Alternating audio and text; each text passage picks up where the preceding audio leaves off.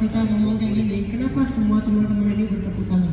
Kalau manusia aja yang perasaannya terbatas bisa begitu respect sama Mbak Rosita, saya membayangkan sebanyak apa ya malaikat yang setiap hari itu mendoakan Mbak Rosita. Ini yang kelihatan ya manusia ya, kan kita tepuk tangan bagian dari cara kita memberi semangat, respect, dan mendukung gitu kan. Support kita bentuknya tepuk tangan. Malaikat mensupport Mbak Rosita itu dengan mendoakan Mbak Rosita siang dan malam loh. Dan jumlahnya lebih banyak daripada kita pada malam ini. Ini sebagai bukti, orang aja dengar cerita Mbak Rosita itu baru dengar, nggak ngelihat langsung. Malaikat nggak ngelihat ya. Orang aja mendengar cerita Mbak Rosita yang cuma sebentar, itu tuh respect dan support. Gimana malaikat yang menyaksikan itu siang dan malam? Pasti Mbak Rosita itu kemana-mana didoakan malaikat. Ini adalah sebuah berita gembira yang saya ingin sampaikan ke Mbak Rosita, yang bukan sekedar membesarkan hati, tapi itu insya Allah menjadi sebuah fakta.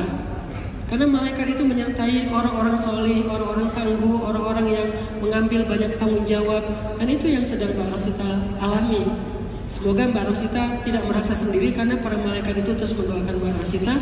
Allah membanggakan Mbak Rosita selama Mbak Rosita masih istiqomah. Kemudian Mbak Rosita yang dirahmati Allah SWT, anak pertama itu memang spesial. Walaupun anak kedua, yang ketiga dan seterusnya juga spesial ya. Tapi maksudnya anak pertama itu emang beda. Anak pertama, saya juga anak pertama, makanya mungkin karena saya anak pertama saya kayak ngerasa spesial aja gitu kali ya. Karena rata-rata anak pertama, saya juga dari keluarga yang miskin, memang diberikan amanah gitu Mbak Rosita. Mungkin bedanya Mbak Rosita sebagai perempuan yang harusnya memang dinafkahi kan. Kalau saya sebagai laki-laki ya memang harus mengambil tanggung jawab. Rosita istiqomah, ikhlas, sabar. Suatu saat Mbak Rosita akan melihat hasilnya dahsyat. Bentuknya macam-macam. Bisa jadi hari ini Mbak Rosita mengambil tanggung jawab keluarga. Suatu saat Allah akan mengutus orang laki-laki yang paling bertanggung jawab untuk mengambil tanggung jawab Mbak Rosita. Jadi nggak usah khawatir, nggak ada yang sia-sia Mbak Rosita. Mbak Rosita hari ini ngambil tanggung jawab, besok ada laki-laki yang akan mengambil tanggung jawab kehidupan Mbak Rosita dan akan membahagiakan Mbak Rosita dengan cara yang paling indah. Yang ketiga, Mbak Rosita gak capek. Mbak Rosita tuh punya hak untuk diri sendiri. Mbak Rosita punya hak untuk diri sendiri. Saya pikir mungkin beberapa hari terakhir atau beberapa minggu terakhir Mbak Rosita capek. Jangan-jangan Mbak Rosita udah kurang memperhatikan kebutuhan diri sendiri. Saking baiknya dan memperhatikan kebutuhan adik-adik sampai lupa dengan kebutuhan diri sendiri. Mbak Rosita punya hak juga untuk semua kebaikan itu. Mbak Rosita punya hak untuk istirahat. Mbak Rosita punya hak untuk self reward, sesekali beli sesuatu yang Mbak Rosita inginkan, yang bisa menjadi hiburan kecil gitu. Gak apa-apa, Mbak Rosita gak usah merasa feeling guilty ya kalau misalnya beli barang yang Mbak Rosita suka gara-gara aduh kasihan adik-adik. Mbak Rosita itu kan tulang punggung, butuh penyemangat untuk bisa bekerja atau bisa memberikan nafkah kepada adik-adiknya dan neneknya. Maka gak salah kalau Mbak Rosita sesekali self reward, sesekali Mbak Rosita pengen hiburan, pengen istirahat, itu haknya Mbak Rosita. Maka istirahat aja. Kalau lagi pengen istirahat aja.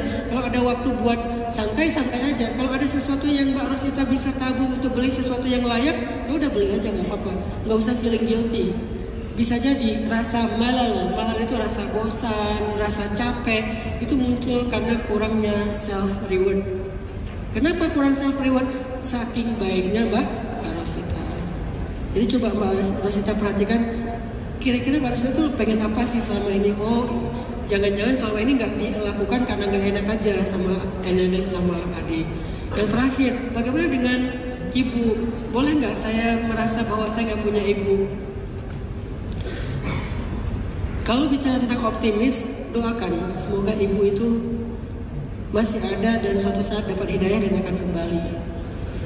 Itulah optimisnya seorang mukmin. Doakan. Memang dia punya salah, memang dia pernah durhaka sama anak. Karena selain anak bisa durhaka kepada orang tua juga bisa durhaka sama anak. Tetapi kan Allah selalu membolak-balikkan hati. Bagaimanapun adik-adiknya Mbak Rosita butuh ibu kan? Mbak Rosita tetap pada saatnya walaupun udah dewasa tetap butuh ibu. Doakan aja yang terbaik daripada kita berharap yang buruk-buruk, mending mendoakan yang terbaik walaupun hati ini masih berat. harus agak maksa nggak apa-apa. Ya Allah, beri petunjuk kepada ibu saya. Ya Allah, kembalikan ibu saya. Berdoalah seperti Nabi Yakub berdoa supaya ditemukan kembali dengan Yusuf yang hilang sekian puluh tahun. Pada akhirnya Allah memperkenalkan doa Nabi Yakub dan mereka utuh lagi, ketemu lagi. Walaupun waktu itu kayaknya nggak ada harapan deh Yusuf masih hidup. Tapi ternyata Yusuf bukan hanya masih hidup, tapi juga udah eksis, udah sukses. Maka doakan ibu yang terbaik. Semoga ibu dapat hidayah. Nanti dia akan kembali lagi dan kembali dalam keadaan yang lebih baik, sehingga Mbak Rosita akan mendapatkan keluarga yang hampir utuh dengan keadaan seorang ibu, walaupun nggak punya ayah. Saya berharap Mbak Rosita jangan putus asa, walaupun saya tahu ada masanya capek, ya nggak apa-apa dengan capek, butuh istirahat ya udah nggak apa-apa, tapi jangan berputus asa untuk berharap yang baik-baik. Tapi yang paling buat saya merinding itu adalah saya ngebayangin Mbak Rosita baru cerita kayak gini, kita semuanya pengen mensupport. Kebayang nggak Allah dan para malaikat mensupport Mbak Rosita? Semoga Mbak Rosita dikuatkan terus. Allah. Masya Allah, tabarakallah. Terima kasih jawabannya Bunda Ustazah Atakia. Semangat ya Mbak Rosita ya.